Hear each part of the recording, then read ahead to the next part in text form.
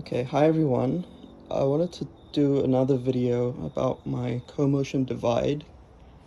I made an earlier video about how the fenders are kind of a pain. This video is about the co-motion divide and the Pathfinder package that comes from co-motion, which is an add-on. What you get with that add-on is this hub, which they lace to the wheel.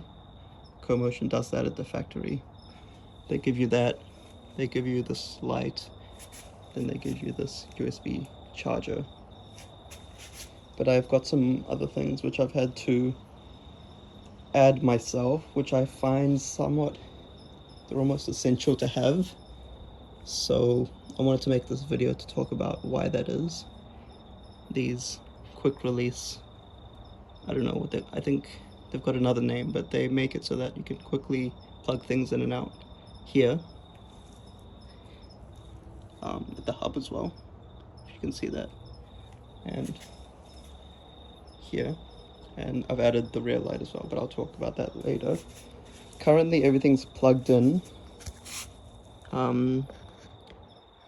It's turned on, so if I spin the wheel, I should get light. There'll be light at the back as well. Take it off. Because of the add-on that I got with these quick release electrical plugs, I can also unplug it and show how it's no longer going to work. The light still stays on, but there'll be no new light because it's unplugged. I'll plug it back in over here. It's hard to show.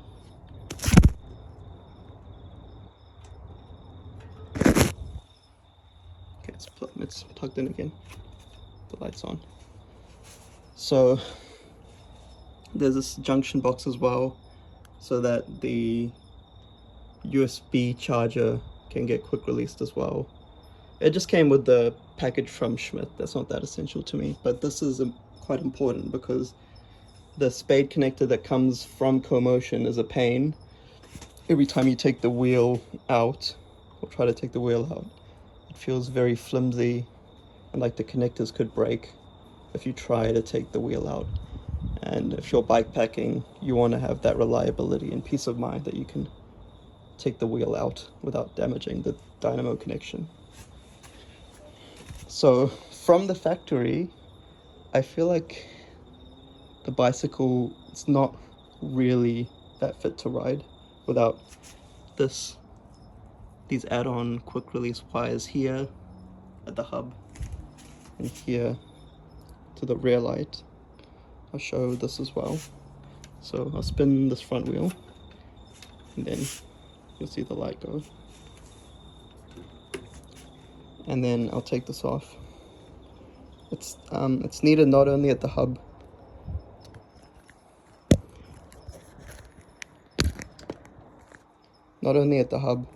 but also to the rear light, because there's a couple of joints. So if you take the bicycle, put it in half to stow into luggage, check the luggage, then this cable, it can't be one solid piece because it's going to break over here.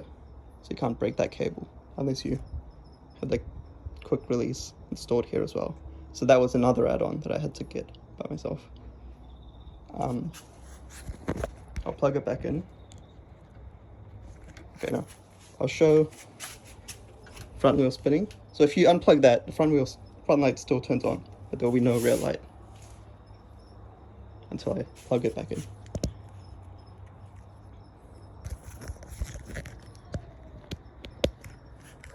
So it's plugged in again.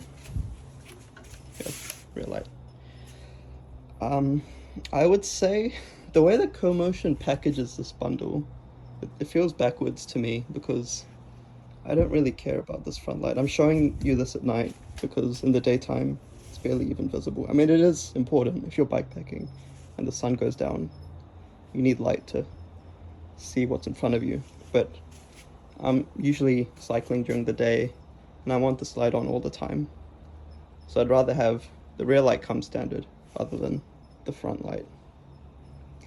But what I'll get to the point of this video now, which is there's basically no documentation on how this entire thing works. I think Schmidt and maybe Commotion as well just assume that you know about electronics. Or they assume if you've got issues you can solve it yourself. But I've got to a problem now where there are 3 settings on this front light. It's hard to see in this light, but I'll describe it to you. You have on, off, and then this sort of fuzzy light sensing mode. In light sensing mode, it'll turn on because it's stuck, and the sensor can figure out that it needs to turn on. But I want this front light to be independent.